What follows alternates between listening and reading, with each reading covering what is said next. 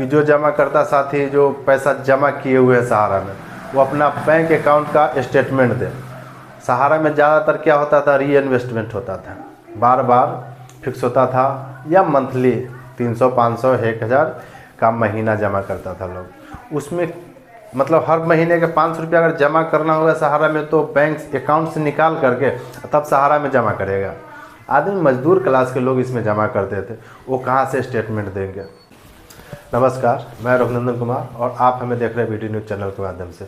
तो आज हम बात करेंगे जो 5000 करोड़ रुपए जो CRCS को मिला था माननीय सुप्रीम कोर्ट के आदेशानुसार, उस पैसे का क्या होगा। जिसका समय सीमा समाप्त हो रहा है वो इसी महीने का समय, लास्ट महीने तक का दिसंबर का ही समय था जो पैसा को रिटर्न कर देना था। माननीय सुप्रीम कोर्ट के आदेशानुसार ये ऑर्डर किया गया था कि दिसंबर तक इस 5000 करोड़ रुपए को वितरण कर देना है, और 5000 करोड़ रुपए जो वितरण हो जाएगा उसके बाद उस 20000 करोड़ जो सहारा सेवी खाते में जमा है उस पैसे को आदेश दिया जाएगा माननीय सुप्रीम कोर्ट के माध्यम से, ताकि वो वितरण हो सके। पर ऐसा हो नहीं पाया, कहे से कि अब तक तो 5000 करोड़ रुपया ही उसमें हाथ भी नहीं लगाया गया है। ऐसे अमित शाह जी बताए थे कि पैसा वितरण शुरू हो चुका है, 10,000 या 10,000 से नीचे वाले जो पार्टी है उनका पैसे अकाउंट में जा रहा है। पर ऐसा हमारे बहुत सा जमाकर्ता जो हमारे गांव का भी है, हमारे ज़िला का है, ऐसे ज़िला में कहीं ऐसा खबर नहीं मिला है कि पैसा आया है। अमित शाह जी जो 18 जुलाई 2023 को ही पोर्टल लॉन्च किए थे, उस समय ही बताए थे 112 या 13 आदमी को पैसा गया है। पर उस बार 112-13 आदमी में से एक भी आदमी को तो आता हमारे बिहार के मुजफ्फरपुर ज़िला में जो नहीं आ पाया है। तो इसीलिए हम लोगों को अब एक साथ एकजुट होकर के इस लड़ाई में शामिल होना होगा, और इस लड़ाई में शामिल होने के लिए हम लोगों को जो है हमारे साथ दे रहे हैं संयुक्त ऑल इंडिया जन आंदोलन संघर्ष न्याय मोर्चा के राष्ट्रीय अध्यक्ष जो अभय देव शुक्ल जी है।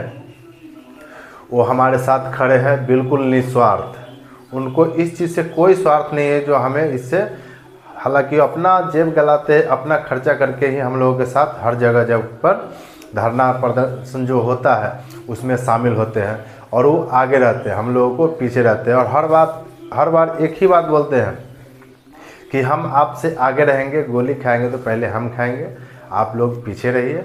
तो इसलिए वो जब हमारे साथ पूरे ज़ोर शोर से लगाए हुए हैं पूरे, ताकि हम अपने सहारा के जमाकर्ता का भुगतान दिलवा सके, तो हमारे जितना जमाकर्ता साथी है उन लोगों को क्या जाता है, एक बार साथ दे करके देखें। एकदम कोशिश करिएगा तो ज़रूर मिलेगा, नहीं कोशिश करिएगा तो कुछ नहीं हो पाएगा। इसलिए दिल्ली में जो 27 तारीख से धरना प्रदर्शन जारी किया जा रहा है, जो अनिश्चितकालीन है, जब तक अभय देव शुक्ला जी का कहना है कि जब तक भुगतान शुरू नहीं हो पाएगा, जब तक शुरू नहीं हो जाता, जब तक हम लोग वहाँ से हिलेंगे नहीं। वहाँ से पोर्टल के माध्यम से हो या जैसे हो, या ब्रांच खुलवा कर ये करे। अगर सहारा मतलब CRCS को जो है अगर सक्षम नहीं है भुगतान करने में वहाँ से ऑनलाइन माध्यम से CRCS पोर्टल के माध्यम से, तो सहारा के ब्रांच से शुरू करवा दे, उनको आदेश दे दिया जाए। कैसे कि उनके पास संपत्ति इतना है कि भुगतान कर सके, बड़ी हाथ बांधे हुए हैं कि उनको जो है, ऐसे हम लोग को ये भी बताया जा रहा है कि उस पर एम्बार्गो लगाया हुआ है उनके संपत्ति पे। अगर एम्बार्गो लगाया हुआ है तो बहुतों जगह का जो है ज़मीन जो है बेच करके वो विदेश पार्सल कर रहे थे। अब भी जो है वो मर गए, कुछ नहीं हो पाया, और उनका जो है पूरा कार्य का जो भी है वो सब OP श्रीवास्तव जी संभाल रहे हैं। उनको ये कारोबार सौंप के गए हैं, तो वो भी कुछ करें। अगर ब्रांच के माध्यम से कर देते हैं तो वो कुछ करवाएंगे। पर ये भी लग रहा है कि ऊपर वाले का ये भी कहना है, ऊपर के लोगों का, कि ब्रांच से अगर शुरू करेंगे तो पहले उनके जो ब्रांच में जो बैठे हुए मैनेजर, सेक्टर मैनेजर और एरिया वर्कर, ये सब जो है चीफ, जोनल चीफ, ये सब जो है, ये सब पहले अपने रिश्तेदारों को, अपने सब रिलेशन वालों को निकालेंगे। इसलिए सरकार हमारे गरीब जनता के हित में सोचे और उनका भुगतान जल्द से जल्द करवाए। और एक बात बताना है कि जो दिल्ली में जो धरना प्रदर्शन जारी किया जाएगा वो धरना कहाँ होगा, इस चीज़ के लिए, इसके लिए जगह का भी कंफर्म नहीं हुआ है। जगह जैसे ही कंफर्म होगा तो हम इसी चैनल के माध्यम से आप लोगों तक खबर पहुंचा देंगे कि कौन सा जगह पे होना है। ऐसे तो ज़्यादातर धरना स्थल है रामलीला मैदान या जंतर मंतर में, पर हमारे संयुक्त ऑल इंडिया जन आंदोलन संघर्ष न्याय मोर्चा के जो राष्ट्रीय अध्यक्ष अभयदेव शुक्ला जी हैं, उनका कहना है कि CRCS का जो ऑफिस है, सेंट्रल रजिस्ट्रार का जो ऑफिस है, उनके आगे ही रोड जाम करने का विचार किया जा रहा है। तो वहाँ से हो सकता है, अगर वहाँ से हो और रोड जाम कर दिया जाए, अगर सबसे बड़ी बात तो हमें कहना है कि वहाँ जाम करने की तो ज़रूरत ही नहीं पड़ेगा। जब हमारे सहारा के जितना जमा करता साथी लमसम 12 करोड़ जमा करता है, उसमें से मात्र और मात्र 10% लोग भी पहुँच जाए तो दिल्ली पूरा के पूरा दिल्ली जाम हो सकता है। अगर दिल्ली जाम होगा तो दिल्ली का सरकार हिल जाएगा, और दिल्ली का सरकार हिल जाएगा तो बिल्कुल तय है कि भुगतान शुरू हो जाएगा।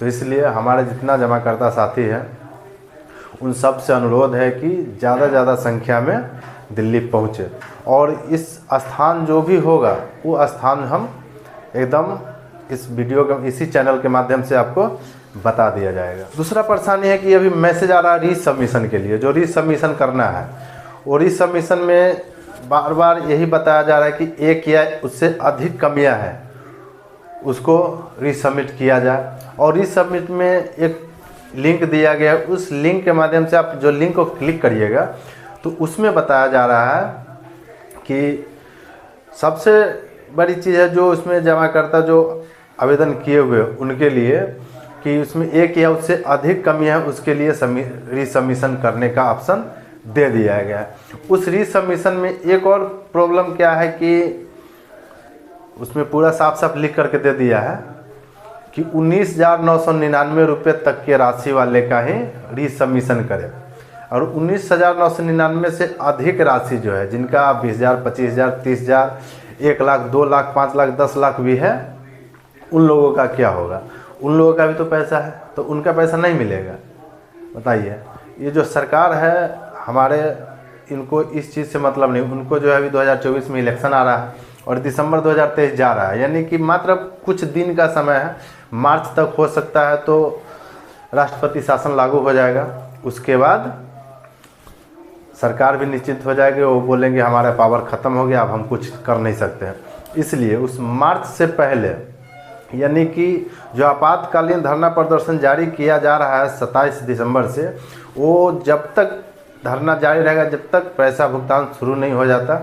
इसलिए, और सबसे बड़ी चीज़ यही है, हम इसी मुद्दा पे जो भाई किस हिसाब से लोग रीसबमिशन करेगा, उसको कोई कमियां जो बताया जा रहा है, जो कोई कमियां है ही नहीं। मान लीजिए कि सहारा जो फॉर्म को अपलोड नहीं किया, हमारे डाटाबेस को जो अपलोड नहीं किया, तो वो हमारे मतलब जितना भी जमा करता साथी, उनको कहाँ से, अपने घर से अपलोड करेंगे।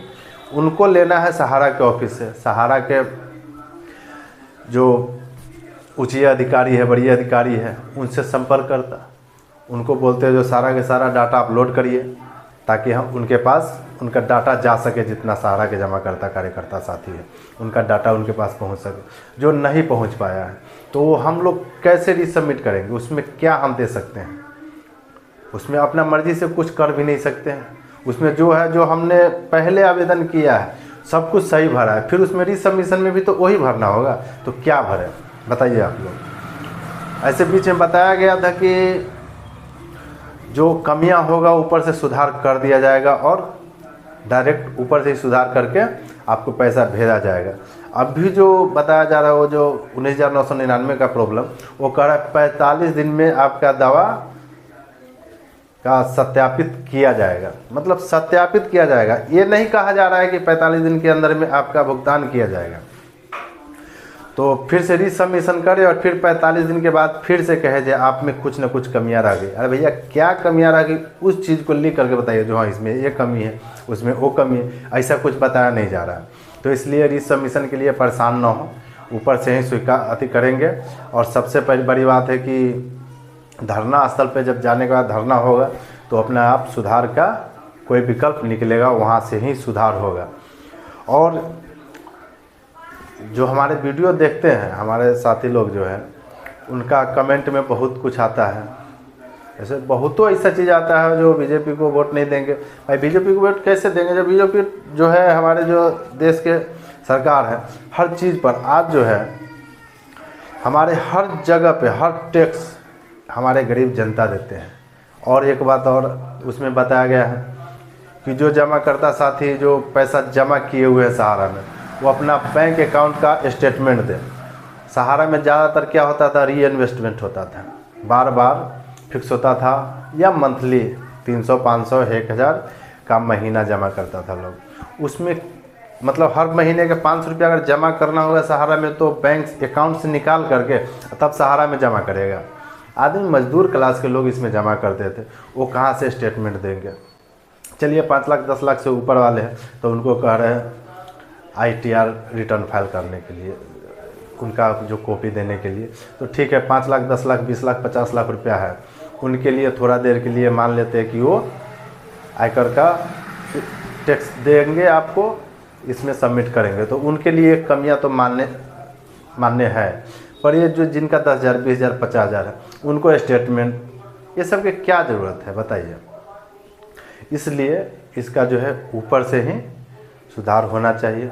और कमेंट में आते हैं जैसे कि अपने देश के अलावा, जैसे नेपाल से बहुत सारे लोग निवेश किए थे सहारा में, उनका पैसा का क्या होगा। उनका तो ये अपने देश में तो जो है पोर्टल जारी कर दिया है तो अपने आधार के माध्यम से, पर नेपाल में तो आधार नहीं है, नेपाल के लोग कैसे आवेदन करेंगे। तो उनके लिए भी कोई रास्ता दिया जाए। ये CRCS के पोर्टल जो बनाया है तो इस पर उनको देखना चाहिए था कि सहारा में अपने देश के अलावा कई देश का पैसा जमा है। अभी फ़िलहाल जो है बगल का जो नेपाल है उनका, वहाँ के लोग तो बहुतों ऐसा जो है इन्वेस्ट किए हुए हैं, उनका भुगतान किस प्रकार से हो पाएगा। तो उनके लिए भी कोई उपाय दिया जाए ताकि उन तक खबर जाए और उन लोगों का भी भुगतान हो पाए।